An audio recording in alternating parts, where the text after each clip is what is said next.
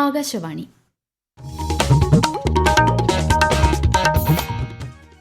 നമസ്കാരം. പ്രാദേശിക വാർത്തകൾ വായിക്കുന്നത് കൃഷ്ണ പ്രകൃതി.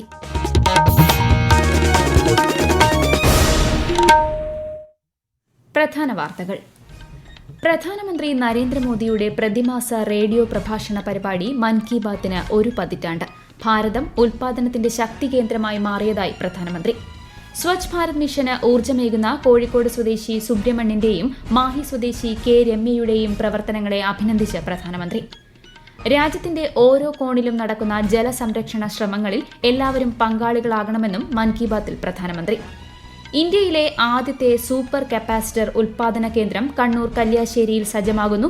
ഒന്നാം ഘട്ടത്തിന്റെ ഉദ്ഘാടനം മറ്റന്നാൾ മുഖ്യമന്ത്രി പിണറായി വിജയൻ നിർവഹിക്കും. ISL ഫുട്ബോളിൽ ഇന്ന് കേരള ബ്ലാസ്റ്റേഴ്സ് നോർത്ത് ഈസ്റ്റ് യുണൈറ്റഡിനെ നേരിടും. വാർത്തകൾ വിശദമായി. ജലസംരക്ഷണം ഏറെ പ്രധാനമാണെന്നും മഴക്കാലത്ത് സംഭരിക്കുന്ന ജലം ജലപ്രതിസന്ധി കുറയ്ക്കാൻ സഹായിക്കുമെന്നും പ്രധാനമന്ത്രി നരേന്ദ്രമോദി. പ്രതിമാസ റേഡിയോ പ്രഭാഷണ പരിപാടിയായ മൻ കി ബാത്തിൽ സംസാരിക്കുകയായിരുന്നു അദ്ദേഹം. ക്യാച്ച് ദി റെയിൻ പോലുള്ള ക്യാമ്പയിനുകളുടെ ഉദ്ദേശം ഇതാണെന്നും പ്രധാനമന്ത്രി വ്യക്തമാക്കി. ഉത്തർപ്രദേശിലെ ഝാൻസിയിൽ സ്ത്രീകൾ ചേർന്ന് ഖുരാരി നദിക്ക് പുതുജീവൻ നൽകിയതായും ജൽ സഹേലി എന്ന ക്യാമ്പയിനിന് നേതൃത്വം നൽകിയതായും പ്രധാനമന്ത്രി പറഞ്ഞു. സ്ത്രീശക്തി ജലശക്തിയെ വർദ്ധിപ്പിക്കുന്നതായും എന്നാൽ ചിലയിടങ്ങളിൽ ജലശക്തി സ്ത്രീശക്തിയെ വർദ്ധിപ്പിക്കുന്നതായും ശ്രീ മോദി അഭിപ്രായപ്പെട്ടു. രാജ്യത്തിന്റെ ഓരോ കോണിലും നടക്കുന്ന ജലസംരക്ഷണ ശ്രമങ്ങളിൽ എല്ലാവരും പങ്കാളികളാകണമെന്നും പ്രധാനമന്ത്രി ആഹ്വാനം ചെയ്തു. സ്വച്ഛ് ഭാരത് മിഷന് 10 വർഷം തികയുകയാണെന്ന് പറഞ്ഞ പ്രധാനമന്ത്രി മഹാത്മാഗാന്ധിക്കുള്ള യഥാർത്ഥ ആദരവ് കൂടിയാണ് ഇതെന്നും വ്യക്തമാക്കി. മാലിന്യത്തിൽ നിന്നും സമ്പത്ത് എന്ന മന്ത്രത്തിന് ജനപ്രീതി ലഭിക്കുന്നത് സ്വച്ഛ് ഭാരത് മിഷന്റെ വിജയമാണെന്നും റെഡ്യൂസ്, റീയൂസ്, റീസൈക്കിൾ എന്നതിനെക്കുറിച്ച് ആളുകൾ സംസാരിക്കാൻ തുടങ്ങിയതായും ശ്രീ മോദി പറഞ്ഞു. കേരളത്തിലെ കോഴിക്കോട്ട് കസേരകൾ നന്നാക്കി പുനരുപയോഗ യോഗ്യമാക്കുന്ന സുബ്രഹ്മണ്യത്തെക്കുറിച്ചും പ്രധാനമന്ത്രി മൻ കി ബാത്തിൽ പരാമർശിച്ചു. में कोझिकोड में एक शानदार प्रयास के बारे में पता चला. यहाँ 74 ईयर के सुब्रमण्यम जी 23,000 से अधिक कुर्सियों की मरम्मत करके उन्हें दोबारा काम लायक बना चुके हैं. लोग तो उन्हें रिड्यूस, रीयूज और रिसाइकल यानी RRR चैंपियन भी कहते हैं. 23,000-ലധികം കസേരകളാണ് ശ്രീ സുബ്രഹ്മണ്യൻ ഇക്കാലയളവിൽ നന്നാക്കിയത്. മൻ കി ബാത്തിൽ പ്രധാനമന്ത്രി തന്നെക്കുറിച്ച് പരാമർശിച്ചതിൽ ഏറെ സന്തോഷമുണ്ടെന്ന് സുബ്രഹ്മണ്യൻ ആകാശവാണി വാർത്തകളോട് പറഞ്ഞു. പ്രധാനമന്ത്രിയുടെ മൻ കി ബാത്തിൽ വന്നതിൽ എനിക്ക് ഏറ്റവും അധികം സന്തോഷമുണ്ട്. ഓഫീസിലെ പഴയ കസേര മടങ്ങുന്ന പണിയാണ് എനിക്ക്. 16 വയസ്സിൽ പണി തുടങ്ങിയിട്ടുണ്ട്. ഇപ്പൊ 74 വയസ്സുണ്ട്. ആരാ വിളിക്കുന്ന ചോര വീട്ടിൽ പോയി കസേര മടഞ്ഞു കൊടുക്കലുണ്ട്. സിവിൽ സ്റ്റേഷൻ, LIC, BSNL അങ്ങനെ എല്ലാ ഓഫീസുകളിലും വിളിക്കുന്ന ഓഫീസിലൊക്കെ കസേര മടലുണ്ട്. ഭാര്യയും മക്കളും ഉണ്ട്. 4 കുട്ടികളാണ്. മനസ്സിന് സന്തോഷം തോന്നുന്നുണ്ട്. പുതുച്ചേരിയിലെ ബീച്ചുകളിൽ ശുചിത്വവുമായി ബന്ധപ്പെട്ട വൻ പ്രചാരണമാണ് നടക്കുന്നതെന്നും പ്രധാനമന്ത്രി നരേന്ദ്രമോദി പറഞ്ഞു. മാഹി മുനിസിപ്പാലിറ്റിയിലെയും പരിസര പ്രദേശങ്ങളിലെയും യുവാക്കളുടെ സംഘത്തെ നയിക്കുന്ന ശ്രീമതി രമ്യയെക്കുറിച്ചും പ്രധാനമന്ത്രി മൻ കി ബാത്തിൽ പരാമർശിച്ചു. രമ്യയുടെയും സംഘത്തിന്റെയും പ്രയത്നത്താൽ മാഹി പ്രദേശവും അവിടുത്തെ ബീച്ചുകളും പൂർണ്ണമായും ശുചീകരിക്കപ്പെട്ടതായും അദ്ദേഹം പറഞ്ഞു.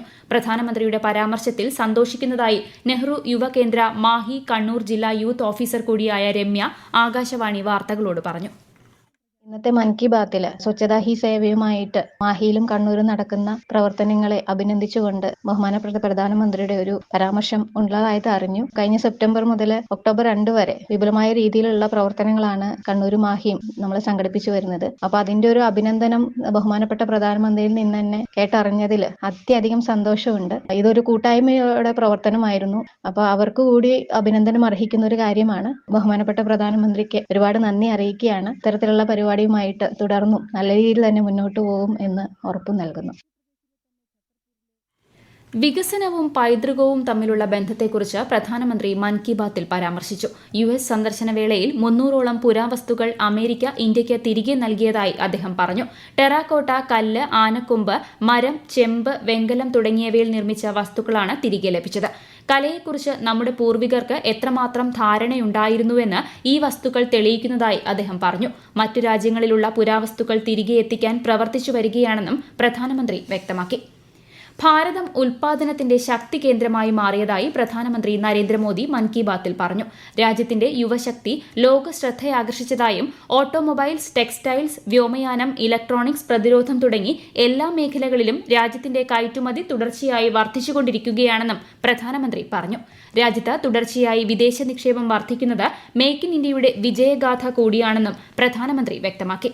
മേക്ക് ഇൻ ഇന്ത്യ പദ്ധതി 10 വർഷം തികയുന്ന വേളയിലാണ് പ്രധാനമന്ത്രിയുടെ പരാമർശം. अब हम मुख्य रूप से 2 चीजों पर फोकस कर रहे हैं. पहली है क्वालिटी, यानी हमारे देश में बनी चीजें ग्लोबल स्टैंडर्ड की. दूसरी है वोकल फॉर लोकल, यानी स्थानीय चीजों को ज्यादा से ज्यादा बढ़ावा मिले. मन की बात में हमने #माय प्रोडक्ट माय प्राइड की भी चर्चा की. എന്തു വാങ്ങിയാലും എന്ത് സമ്മാനം നൽകിയാലും അത് മെയ്ഡ് ഇൻ ഇന്ത്യ ആയിരിക്കണമെന്നും പ്രധാനമന്ത്രി പറഞ്ഞു. പരിസ്ഥിതി സംരക്ഷണത്തിനായി ആരംഭിച്ച ഏക് പേഡ് മാ കെ നാം ക്യാമ്പയിൻ വലിയ വിജയമാണെന്ന് പ്രധാനമന്ത്രി മൻ കി ബാത്തിൽ പറഞ്ഞു. ഉത്തർപ്രദേശ്, ഗുജറാത്ത്, മധ്യപ്രദേശ്, രാജസ്ഥാൻ, തെലങ്കാന എന്നീ സംസ്ഥാനങ്ങൾ മരങ്ങൾ നട്ടുപിടിപ്പിക്കുന്നതിൽ പുതിയ റെക്കോർഡ് സൃഷ്ടിച്ചു. രാജ്യത്തെ ആയിരക്കണക്കിന് സ്കൂളുകളും പ്രചാരണത്തിൽ സജീവമായി പങ്കെടുക്കുന്നുണ്ടെന്ന് അദ്ദേഹം വ്യക്തമാക്കി. ഇന്ന് മൻ കി ബാത്ത് പരിപാടി 10 വർഷം പൂർത്തിയാക്കി. ഇക്കാലയളവിൽ പരിപാടി ജനങ്ങളിലേക്ക് എത്തിച്ച ദൂരദർശൻ, പ്രസാർ ഭാരതി, ആകാശവാണി എന്നിവയുമായി ബന്ധപ്പെട്ട എല്ലാവരെയും പ്രധാനമന്ത്രി നരേന്ദ്രമോദി അഭിനന്ദിച്ചു. അവരുടെ അശ്രാന്ത പരിശ്രമം മൂലം പരിപാടി സുപ്രധാന ഘട്ടത്തിലെത്തിയതായും അദ്ദേഹം പറഞ്ഞു. തുടർച്ചയായി മൻ കി ബാത്ത് സംപ്രേഷണം ചെയ്ത ചാനലുകളോട് കടപ്പെട്ടിരിക്കുന്നതായും ശ്രീ മോദി വ്യക്തമാക്കി. മൻ കി ബാത്തിലെ വിഷയങ്ങളെ ആസ്പദമാക്കി ക്യാമ്പയിനുകൾ സംഘടിപ്പിച്ച അച്ചടി മാധ്യമങ്ങളോടും പരിപാടി ചെയ്ത യൂട്യൂബർമാർക്കും പ്രധാനമന്ത്രി നന്ദി അറിയിച്ചു. യുവാക്കളുടെ സർഗാത്മകത പ്രോത്സാഹിപ്പിക്കുന്നതിനായി കേന്ദ്ര വാർത്താ വിതരണ പ്രക്ഷേപണ മന്ത്രാലയം ആരംഭിച്ച വേവ്സ് ക്രിയേറ്റ് ഇൻ ഇന്ത്യ എന്ന പ്രമേയത്തിന് കീഴിൽ 25 ചലഞ്ചുകളിൽ പങ്കെടുക്കാൻ രാജ്യത്തുടനീളമുള്ള യുവാക്കളോട് അഭ്യർത്ഥിച്ച് പ്രധാനമന്ത്രി. Gaming, animation, reel making, film making, poster നിർമ്മാണം എന്നിവയിലെ കഴിവുകൾ wavesIndia.org യിൽ പങ്കിടണമെന്നും അദ്ദേഹം പറഞ്ഞു. ഈ വാർത്തകൾ ആകാശവാണിയിൽ നിന്ന്. ഇന്ത്യയിലെ ആദ്യത്തെ സൂപ്പർ കപ്പാസിറ്റർ ഉൽപാദന കേന്ദ്രം കണ്ണൂർ കല്യാശ്ശേരിയിൽ സജ്ജമാകുന്നു. 1ാം ഘട്ടത്തിന്റെ ഉദ്ഘാടനം മറ്റന്നാൾ മുഖ്യമന്ത്രി പിണറായി വിജയൻ നിർവഹിക്കും. ഇലക്ട്രോലൈറ്റ് കപ്പാസിറ്ററുകളേക്കാൾ 100 മടങ്ങ് ഊർജ്ജം സംഭരിക്കാൻ ശേഷിയുള്ളതാണ് സൂപ്പർ കപ്പാസിറ്ററുകൾ. വളരെ വേഗത്തിൽ ചാർജ് സ്വീകരിക്കാനും വിതരണം ചെയ്യാനും ഇവയ്ക്ക് സാധിക്കും. പ്രതിദിനം 2000 സൂപ്പർ കപ്പാസിറ്ററുകൾ ഉൽപ്പാദിപ്പിക്കാൻ ശേഷിയുള്ള സംവിധാനമാണ് കെൽട്രോണിൽ സജ്ജമായിട്ടുള്ളത്.